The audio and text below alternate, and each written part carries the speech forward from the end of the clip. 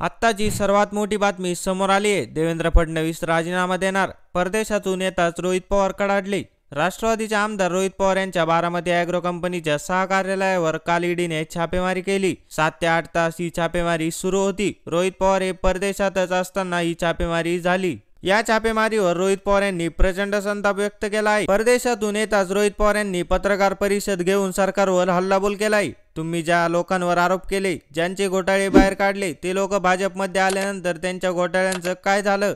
आमच्या कंपन्यांवर ईडीची धाड पडली।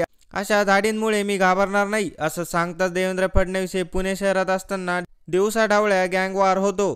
त्यामुळे फडणवीस यांनी आपल्या मंत्रिपदाचा राजीनामा द्यावा, अशी मागणी रोहित पवार यांनी केली आहे। मी चुकीचं केलं असतं तर मी काल संध्याकाळी परदेशातून आलो नसतो, अजून 10 ते 15 दिवस बाहेर राहिलो असतो। याआधी ज्यांच्यावर कारवाई झाली ते एकतरी दिल्लीला गेले किंवा सत्ता बदल झाल्याचं तरी आपण पाहिलं आहे।